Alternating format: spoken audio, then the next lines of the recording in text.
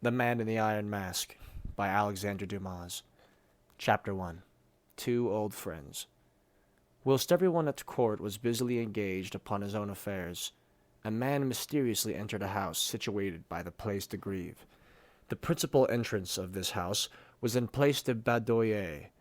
It was tolerably large, surrounded by gardens, and closed in the Rue Saint-Jean by the shops of tool-makers, which protected its looks from prying, and walled in by a triple rampart of stone, noise, verdure, and like emballed mummy in a triple coffin.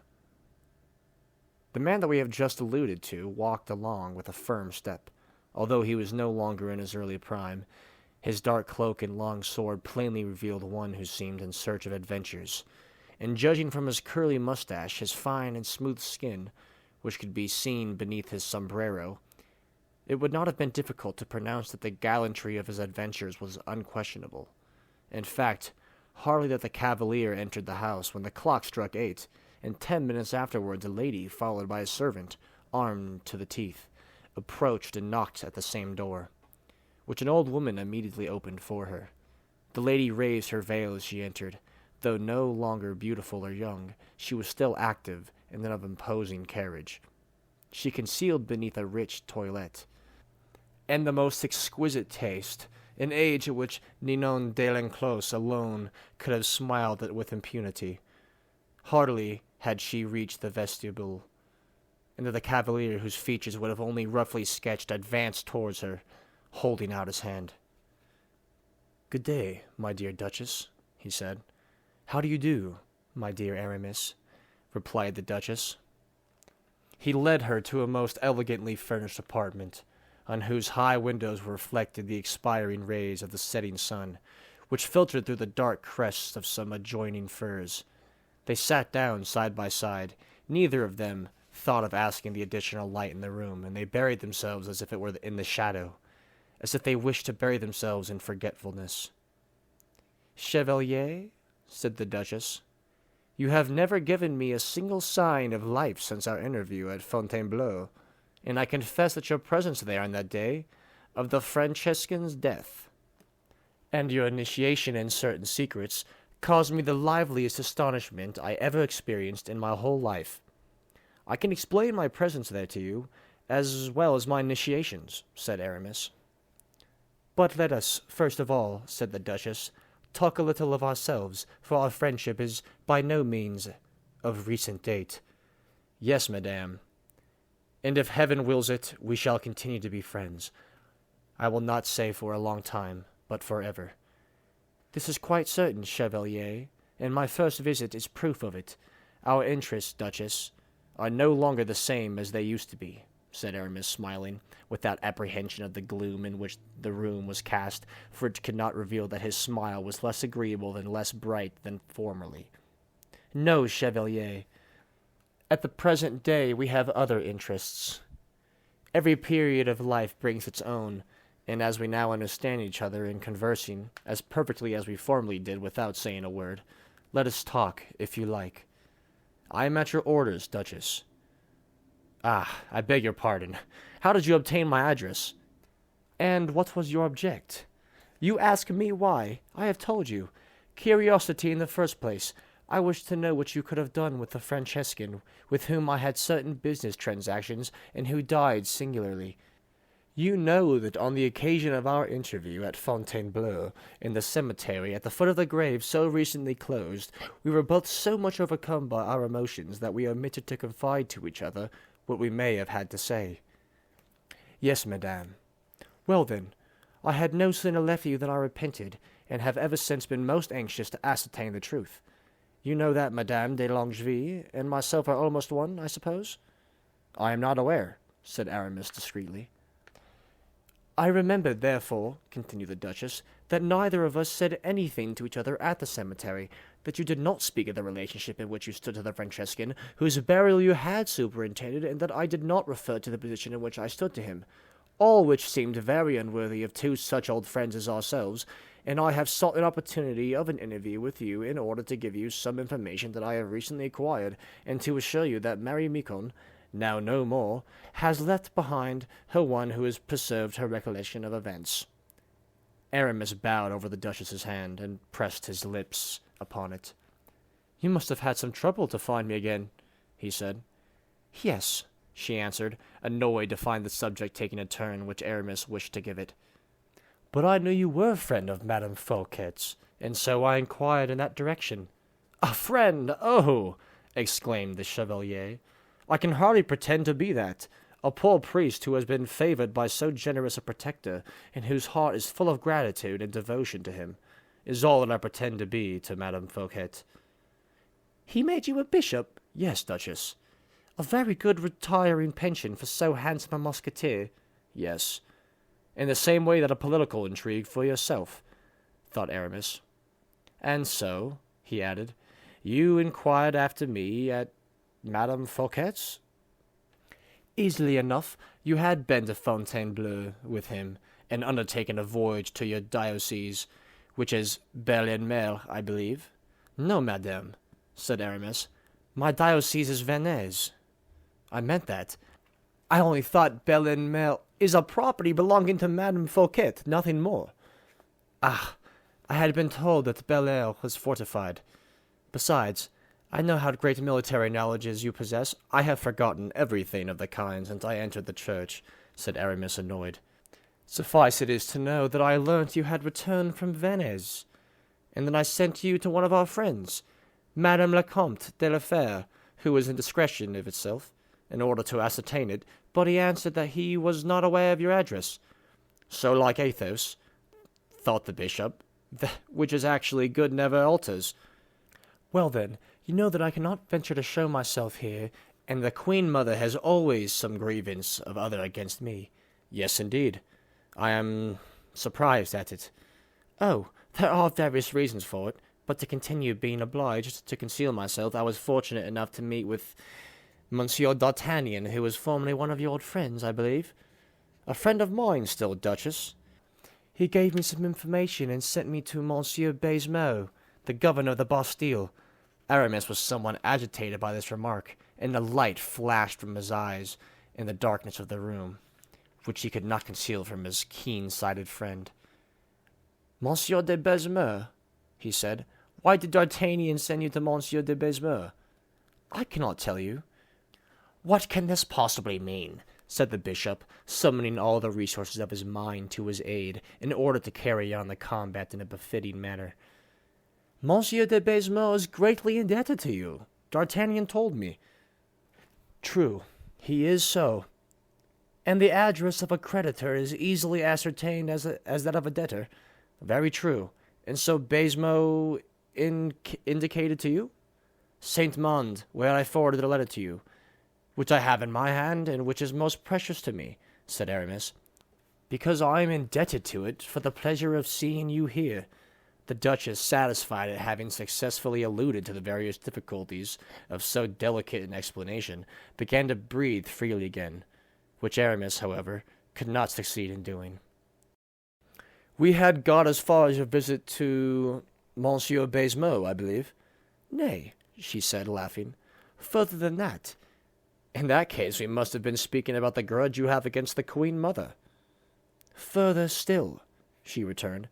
"Further still, we were talking of the connection which existed between you and the Franciscan," said Aramis, interrupting her eagerly. "Well, I am listening to you very attentively." "It is easily explained," returned the Duchess. "You know that I am living in Brussels with Monsieur de Lesseps?" "I've heard so." "You know that my children have ruined and stripped me of everything?" "How terrible to hear, Duchess." "Terrible indeed. This obliged me to resort to some means of obtaining a livelihood, and particularly to avoid vegetating the reminder of my existence away. I had old hatreds to turn to the account of old friendships to serve. I had no longer had either credit or protectors. You, too, who had extended protection towards so many persons," said Aramis softly. "It is always the case, Chevalier. Well, at the present time, I am in the habit of seeing the King of Spain very frequently." "Ah, who has just been nominated a general of the Jesuits according to the usual custom." "Is it usual, indeed?" "What, are you not aware of it? I beg your pardon, I was inattentive." You must be aware of that. You were on such good terms with the Francescan. With the general of the Jesuits, you mean? Exactly. Well then, I have seen the King of Spain, who wished to do me of a service, but was unable. He gave me recommendations, however, to Flanders, both for myself and of La Caisse, which conferred a pension on me out of the funds belonging to the order. Of Jesuits? Yes, the Francescan, was sent to me, and for the purpose of conforming to the requisitions of the statutes of the order, and of entitling me to the pension. I was reputed to be in a position to render certain services. You are aware of that? Is that the rule?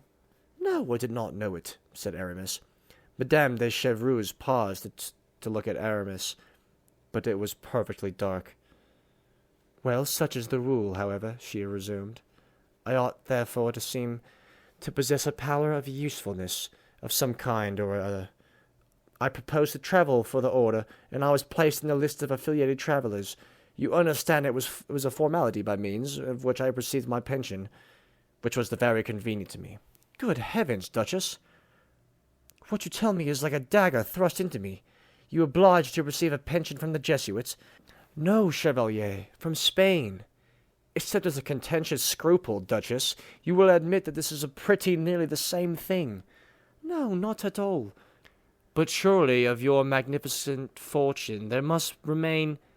Dampierre is all that remains. And that is handsome enough? Yes, but Dampierre is burdened, mortgaged, and almost fallen to ruin, like its owner. And can the Queen Mother know to see all that without shedding a tear? Said Aramis, without penetrating look, which encountered nothing but the darkness. Yes, she has forgotten everything. You have, I believe, attempted to get restored to favour? Yes, but most singularly, the king inherits the antipathy that his dear father had for me. You will, too, tell me that I am indeed a woman to be hated, and that I am no longer one who can be loved. Dear Duchess, pray arrive soon at the circumstance which brought you here, for I think we can be of service to each other. Such has been my own thought. I came to Fontainebleau with a double object in view. In the first place, I was summoned there by the Francescan, whom you knew. By the by, how did you know him? For I have told you my story, and have not yet heard yours. I knew him in a very natural way, Duchess. I studied theology with him at Parma. We became fast friends, and it happened from time to time that business of travels of war separated us from each other. You were, of course, aware that he was the general of the Jesuits? I suspected it, but by the extraordinary chance that it happened that you were at the hotel where the affiliated travellers had met together. Oh, said Aramis in a calm voice, it was the merest chance in the world. I was going to Fontainebleau to see Monsieur Fouquet for the purpose of obtaining an audience for the king. I was passing by unknown. I saw the poor dying monk in the road. I recognized him immediately. You know the rest. He died in my arms. Yes, but bequeathing to you so vast a power that you issue your sovereign orders and directions like a monarch? He certainly did leave me a few commissions to settle. And for me? I have told you, a sum of 12,000 lives was here to be paid to you. I thought I had given you the necessary signature to enable you to receive it. Did you not get the money? Oh, yes, yes. You give your orders, I am informed, with so much mystery and such a majestic presence that it is generally believed you are the successor of the defunct chief. Aramis coloured impatiently, and the Duchess continued. I have obtained my information, she said, from the King of Spain himself, and he cleared up some of my doubts on the point. Every general of the Jesuits is nominated by him, and must be a Spaniard. According to the statutes of the order, you are not a Spaniard, nor have you been nominated by the King of Spain. Aramis did not reply to this remark, except to say, You see, Duchess, how greatly you have mistaken since the King of Spain told you that. Yes, my dear Aramis, but you were something else which I have been thinking of. What is that? You know, I believe something about most things, and it occurred to me that you know the Spanish language. Every Frenchman who has been actively engaged in Fronde knows Spanish. You have lived in Flanders? 3 years. And have you stayed in Madrid? 15 months. You are in a position, then, to become a naturalized Spaniard when you like." "Really?" said Aramis, with a frankness which deceived the Duchess. "Undoubtedly. 2 years' residence and an acquaintance with the language are indispensable. You have upwards of 4 years, more than the double the time is necessary." "What are you driving at, Duchess?"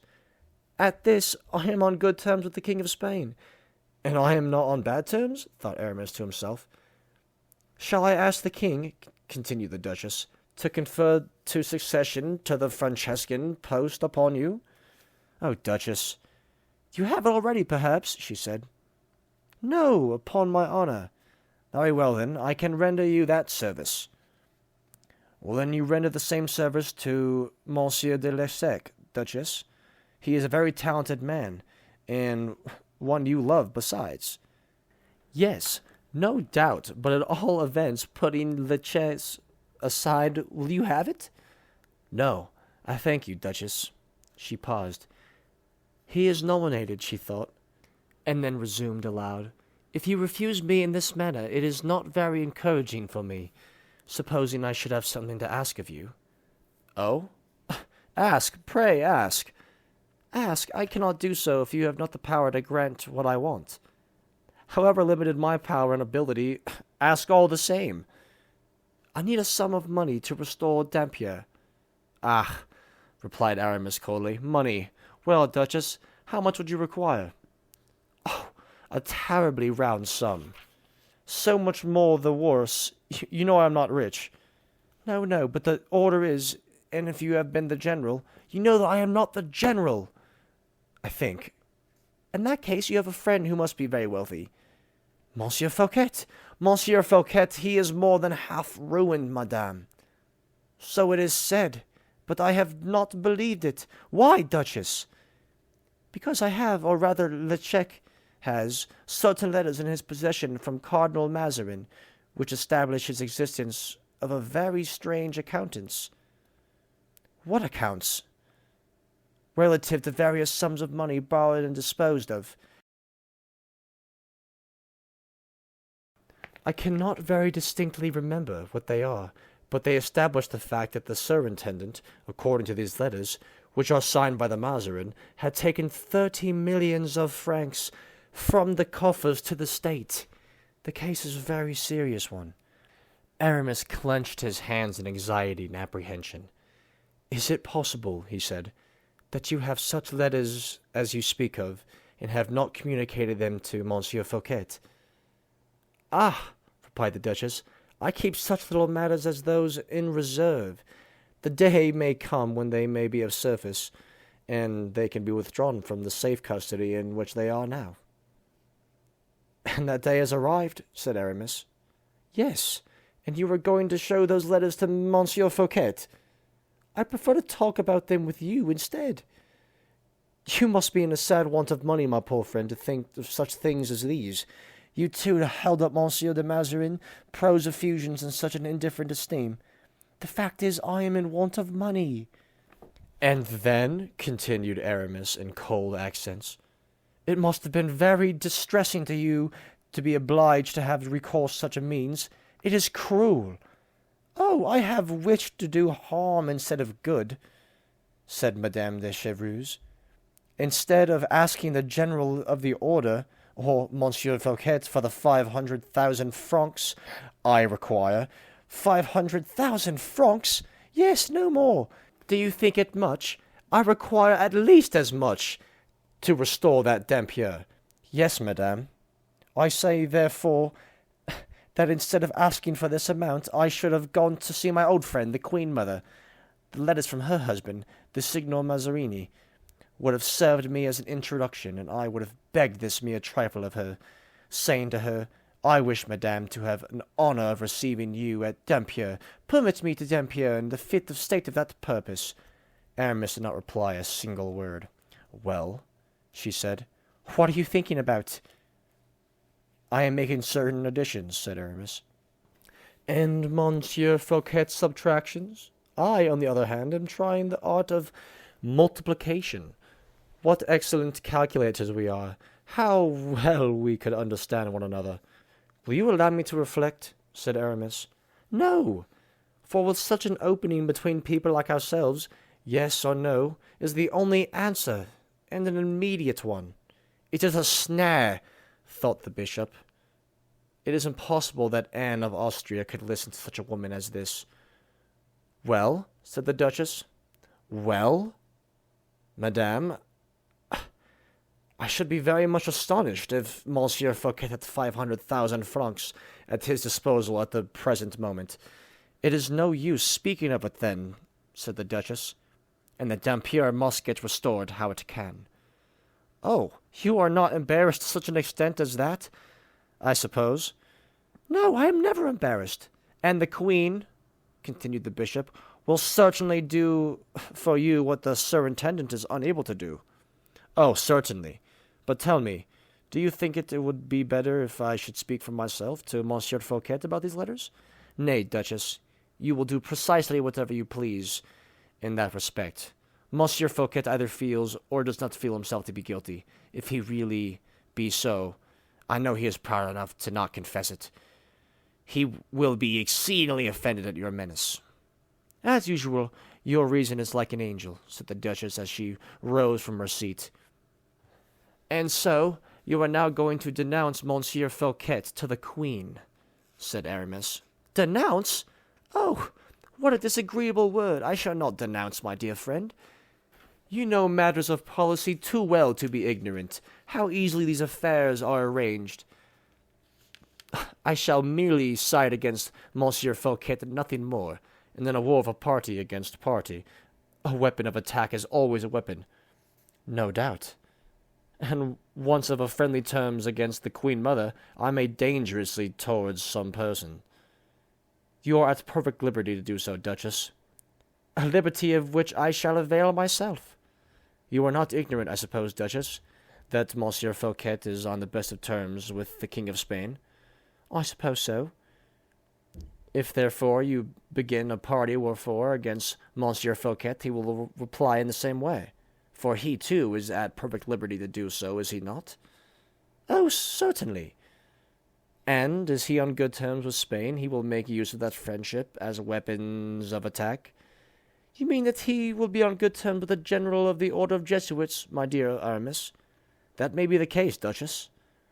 And that, consequently, the pension I have been receiving from the order will be stopped? I am greatly afraid it might be. Well, I must contrive to console myself in the best way I can.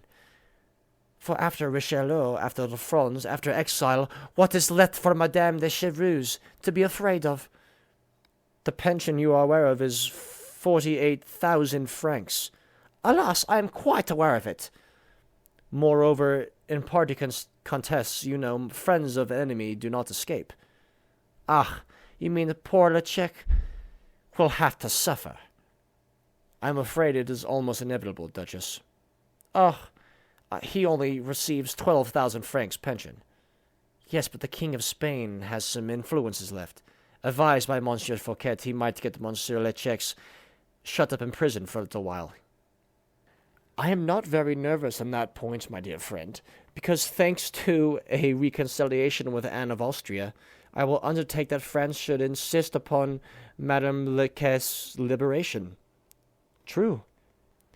In that case, you will have something else to be apprehended? What can that be? Said the Duchess, pretending to be surprised and terrified. You will learn, indeed, you must know it already, that having once been an affiliated member of the order, it is not easy to leave it, for the secrets of any particular member may have acquired an unwholesome and carry with them the germs of the misfortune for whoever may reveal them. The Duchess paused and reflected for a moment, and then said, That is more serious.